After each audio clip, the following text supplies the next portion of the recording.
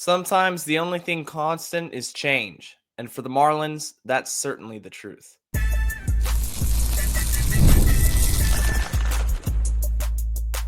You are Locked On Marlins, your daily podcast on the Miami Marlins. Part of the Locked On Podcast Network, your team every day.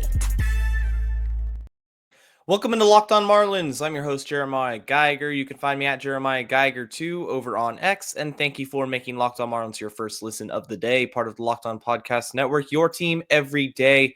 Make sure you subscribe to the YouTube channel. Let me know your thoughts down in the comment section. On today's show, we are getting into the organizational change that continues once again in Miami. The Marlins and Jessica Blaylock are parting ways, and this just adds to another unpopular move that the team makes with their personnel. Parting ways with another popular media person. Jessica Blaylock, there was nothing bad about her as a reporter. What she did for the Marlins, the fans loved her. The organization was in good hands. And they part ways. She will still be working in South Florida sports, of course, with the Florida Panthers. But this is just another instance of Miami parting ways with media personnel, and it's an unpopular move. You go back to the radio broadcast a few years ago. Glenn Geffner, absolute legend in the sport. He's not retained. You have the television side of things. Paul Severino, gone. And when you have this much rotation, of course, it allows new faces to come in, which is a positive.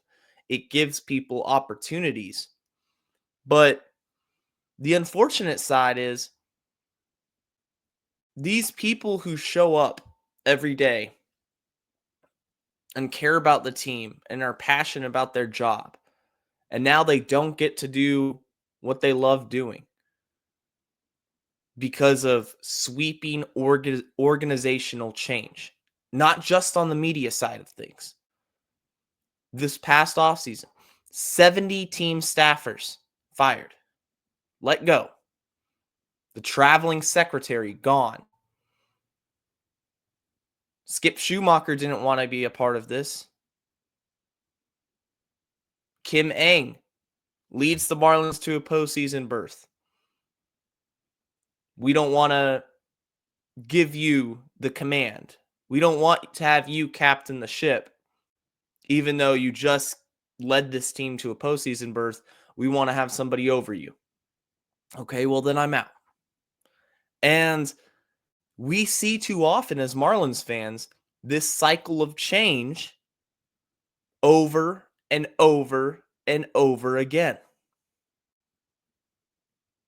Managers come and go.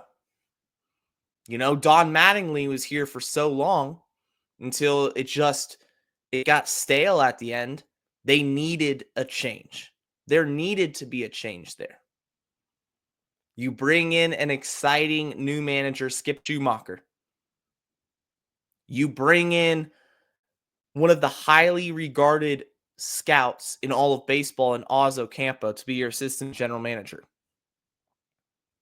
Both are gone 2 years later. Marlins fire Oz, Skip Schumacher. It's a mutual parting of ways that most likely was agreed on early on in the season. It became increasingly obvious that Skip didn't want to be here. 70 team employees fired. When a new regime comes in, when the owner, Bruce Sherman, hires Peter Bendix to be the president of baseball operations, Peter wants to get his guys, right? Of course he does. That's very common in baseball. It's very common among any organization, any professional team. But 70 staffers fired, the team secretary fired. Like, what culture are you establishing if it's going to be one of uncertainty?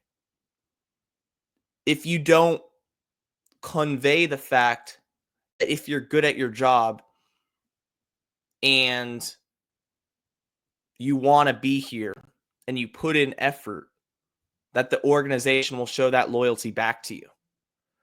Because we see that they don't do that with the players. That's already been established. There's been no loyalty shown to the baseball players. The guys on the diamond, forget about that. You do well in Miami for 3 to 4 years, you're shipped out. That's the mentality. Jazz Chisholm, the fans love you. They wanted you to be extended. Nope, bye. But when it comes to the personnel behind the scenes, we're talking trainers, cooks, staffers, data analysts, coaches. All these individuals who make the ship run, who you don't see on a day-to-day basis. Do you really think 70 staffers deserve to be let go? They were that bad at their job? Or it's just a method of, hey, I want to do it my way. And I want to do it my way to the point that I have to control and have a say in every single method, every single detail that this team puts out. Because that's what that appeared to me. Jessica Blaylock says, this wasn't my choice. She didn't want to go. So then why are you letting her go? And I understand she's working for a different sports network now with the Florida Panthers. I'm not a big hockey guy, but I know she works with them over there. So there was going to be some sort of conflict perhaps. But it's just another example of an unpopular move. You have to show loyalty to individuals in your organization. Every single person in your organization has to feel like they're the most important thing, that they're just as important as the players, that they're just as important as the coaches, because that's how you establish, yet again, a culture. Everybody should want to be here. Everybody should feel like they deserve to be here and are part of something great. Coming up next, I'm going to be talking about if the Marlins overachieve this season. What will happen if somehow they defy the odds? If somehow everything goes right for the Marlins and halfway through the season they're competitive? That's going to be coming up right after this. In sports, having a winning strategy is everything. It's how the best teams make it to the Super Bowl, the World Series, and the Olympics. The same goes for life. Having a strategy like life insurance from SelectQuote can protect your financial legacy and keep your family's future secure. SelectQuote makes it easy to find the perfect life insurance policy. As one of America's leading insurance brokers with nearly 40 years of experience, they've helped over 2 million customers find $700 billion in coverage since 1985. What sets SelectQuote apart is their personal touch. Unlike other brokers that offer one-size-fits-all policies, their licensed agents tailor coverage to fit your unique needs. If you're in good health, you might even qualify for same-day coverage of up to $5 million, no medical exam required. And it's more affordable than you think. You can get up to $1 million in coverage for as little as $20 a month. Get the right life insurance for you for less at selectquote.com/lockedon. Go to selectquote.com/lockedon today to get started. That's selectquote.com/lockedon. They shop, you save.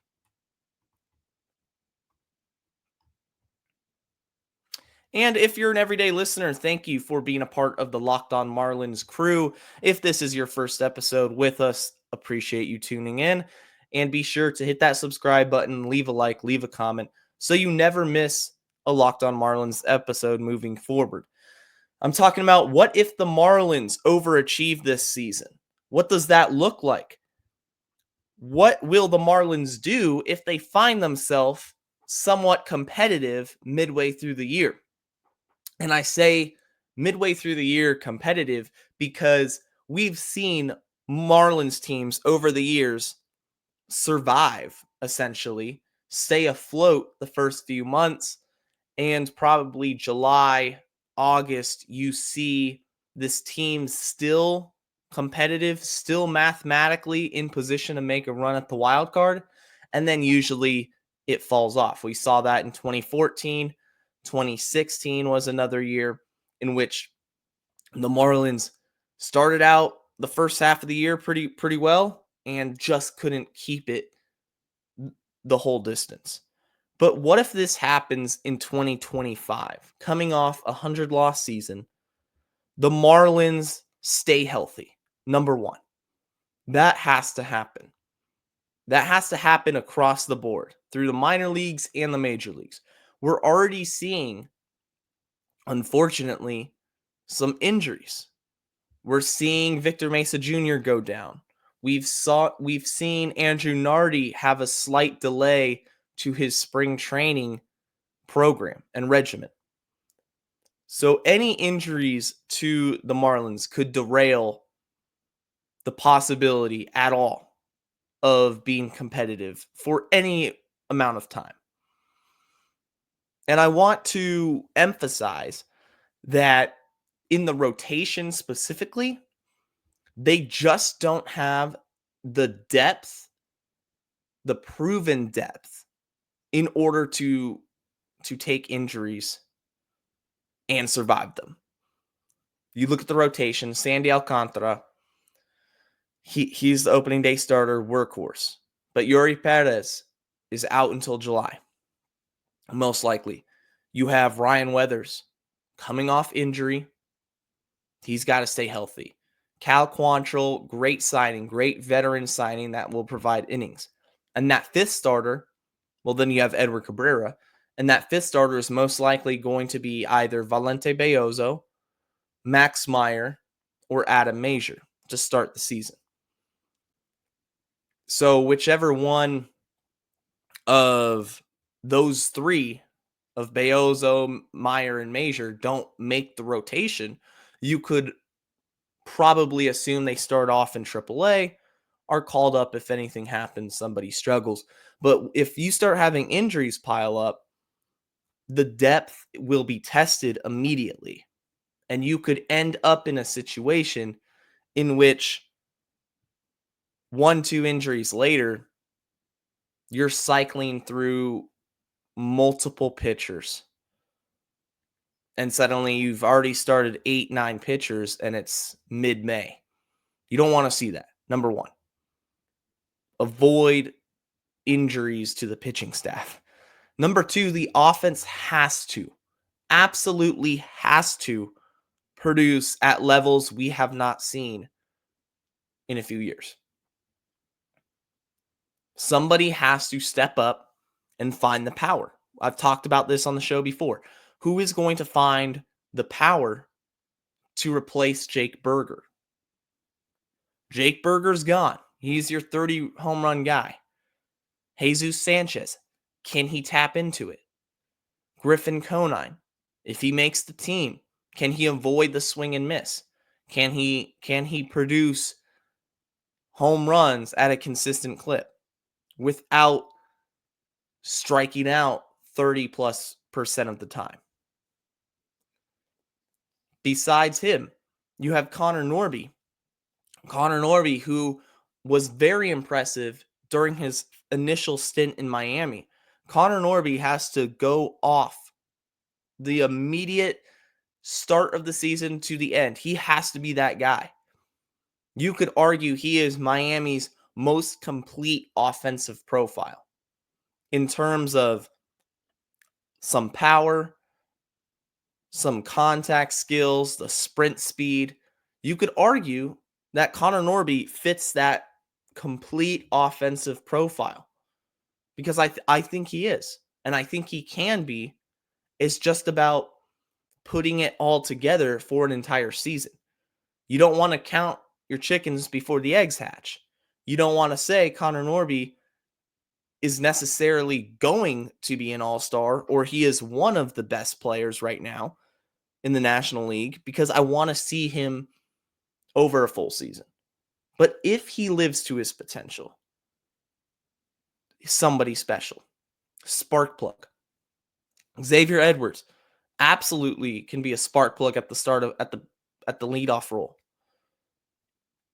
I want to see him hit 330 again, go for 70, 80 bags. Great base stealer. And then, of course, you have to look at the role players around Connor Norby, around Xavier Edwards, and Jesus Sanchez. Guys who are being overlooked, perhaps, on the offensive side of the ball. Otto Lopez, elite defender at second base. Is he a placeholder? Probably. But what if he shows up offensively? He has to in order for the Marlins to be semi-competitive. Jonah Bride, continue what you did in the second half. Matt Mervis, have a career resurgence in Miami. The Marlins, in order to compete, have to overachieve offensively, and the pitching staff has to stay healthy. They can't be taxing the bullpen early on. You have to get 5-6 innings at a time consistently. And sometimes you're probably going to have to get 9 innings from Sandy. Because offensively, you don't have the stars. You're not on the same level as the Phillies or the Mets or the Braves. But if you can survive the first half of that schedule, that first month, and if you can survive that and hover around 500, then I'm going to be paying attention. I'm going to be, whoa, I'm going to be really surprised because I don't expect this and I'm not predicting this. But it's something fun to think about. The final step in order to overachieve this season is having a lethal bullpen. I'm going to be talking about the bullpen and what they could possibly bring coming up next.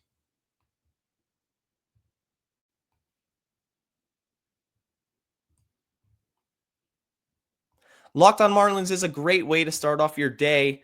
But of course, for your second listen of the day, head over to the Locked On MLB channel to get a more comprehensive coverage of everything going around baseball. Locked on Marlins is, of course, your team every day. And we're talking about the bullpen. What does the bullpen have to do this year for Miami to overachieve and to become, I guess, contenders during the first half of the year?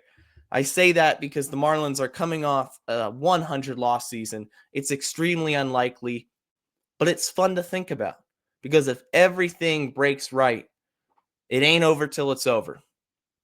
When the season starts, every team has hope, no matter the record, and we're exploring that today. The Marlins bullpen is a very interesting dynamic for this organization because of the complete change they had last season. From last season to this season, it looks very, very different. You look back on last season at the trade deadline, the Marlins traded Tanner Scott. They traded JT Chargois, Huascar Brazoban, Brian Hoeing, who was a long man and a spot starter. They traded a lot of pitchers. But the good news is this season, they have a lot of new faces that they can sort through and in spring training especially see who they have. There's some real intriguing names both on the current 40-man roster and projected 26. and in spring training in general as non-roster invitees. You look at the depth chart right now, and really quickly, there's some good news coming out of Marlins camp is that Andrew Nardi could possibly be ready by opening day. He possibly could. He's throwing, so that's a real good sign in his progression. So it's not out of the realm of possibility that Andrew Nardi gets into Grapefruit League action eventually and is healthy and good to go by opening day. That would be huge because he's one of their best relievers right now. Aside from him, Calvin Fauché, I think he has really good stuff. I think he impressed down the stretch as the de facto closer after Tanner Scott was traded. Jesus Tinoco, big right-hander. Great opportunity last year. Pitched to a 3.32 ERA, 42 strikeouts, 40 innings. So if he can maintain that consistency, you're going to see the Marlins trot out Nardi, Tinoco, Fauché. Declan Cronin is another guy who had a surprising breakout year last season. So they still have some guys. And if the Marlins end up being uncompetitive by the trade deadline, I expect at least one or two of these bullpen pieces to be moved at the deadline. That is what a rebuilding team will do. But the bullpen is not a disaster on paper. You look at these guys, you look at who they have in camp.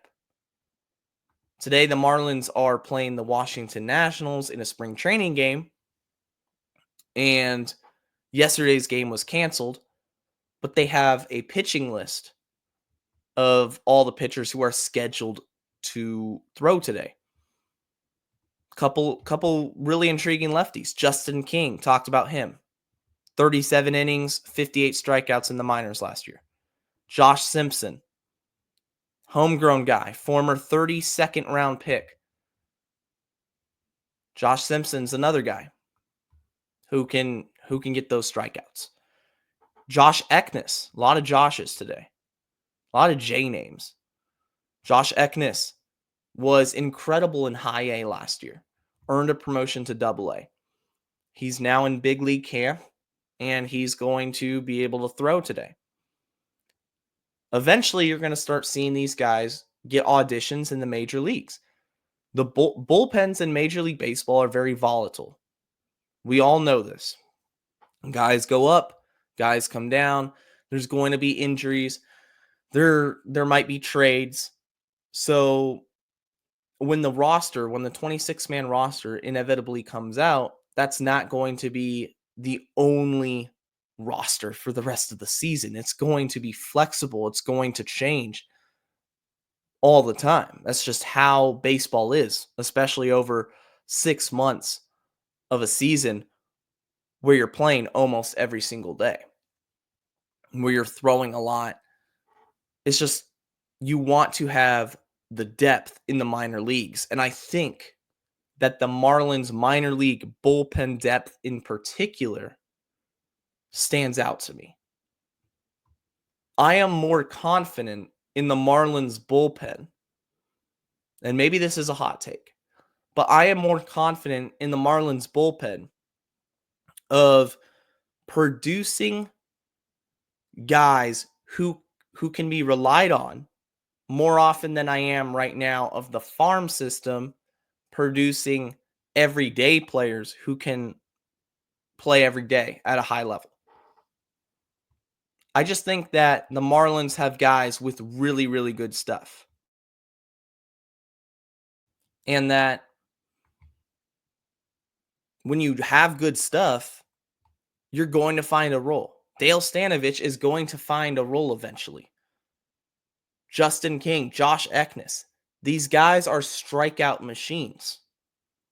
They're going to find a role.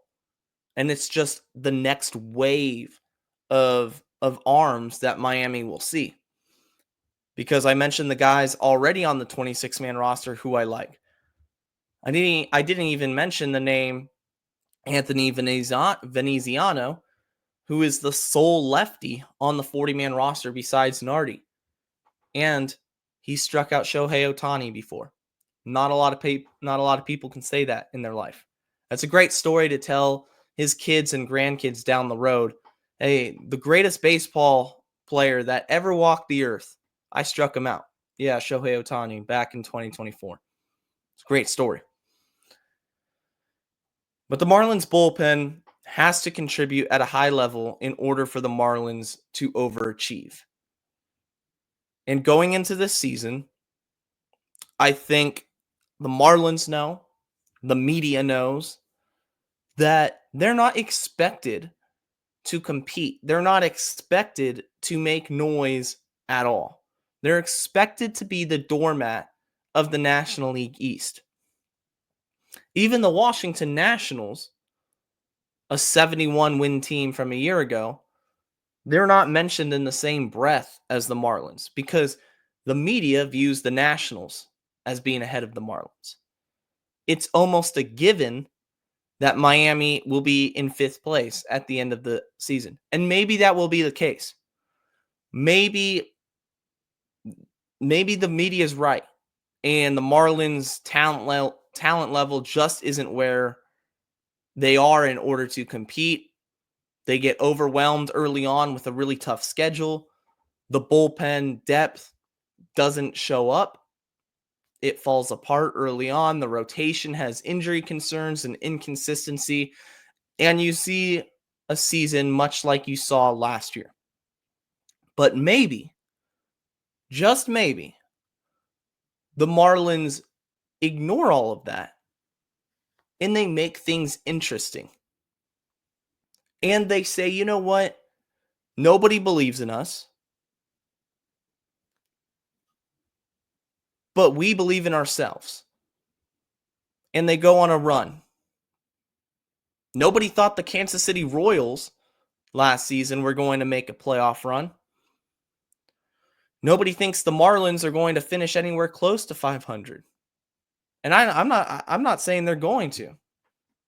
But I'd be happy if they hover around 500 for most of the season. That's showing progress to me. That's telling me that guys are competing and developing at a high level in the major leagues. And then the reinforcements coming up from the minor leagues when they're ready. The Davison De Los Santos of the world. The Augustine Ramirez's. Maybe Jared Cerna. Robbie Snelling in the rotation. So if the development of these players start churning out production and they're coming up to the big leagues and they are being productive and they're fixing the issues they have to work on. De Los Santos is fixing the swing and miss. Augustine Ramirez, however they view him defensively as an organization, he's working on that. But the Marlins player development is doing their part. And the guys on the field on the current 26-man roster are producing. Then this season will be a success in every word of it. Even if the record doesn't turn out to be 90 wins, 85 wins, then they're still a losing team. And nobody's going to give them the time of day and the national media and all that. But look, if you're a Marlins fan and you're listening or watching this, if you have player development at a high level across AAA, AA, single A, if your player development system comes together and you're seeing strides in the farm system, and then you look at the major league team and you're seeing strides in terms of production among guys like Connor Norby, Otto Lopez, Jesus Sanchez, and these guys are developing. Inevitably, that record is going to climb. And I'm happy with that. That's going to do it for today's episode of Locked On Marlins. Thank you guys every day for listening and tuning in. On tomorrow's show, I'm going to have another guest, Alex Greenberg. Alex Greenberg on Twitter at Acuna Tracker. He's a Braves fan, but he's a baseball fan, and we're going to have an absolute blast talking baseball with him. Until then, guys, stay safe and let's go fish.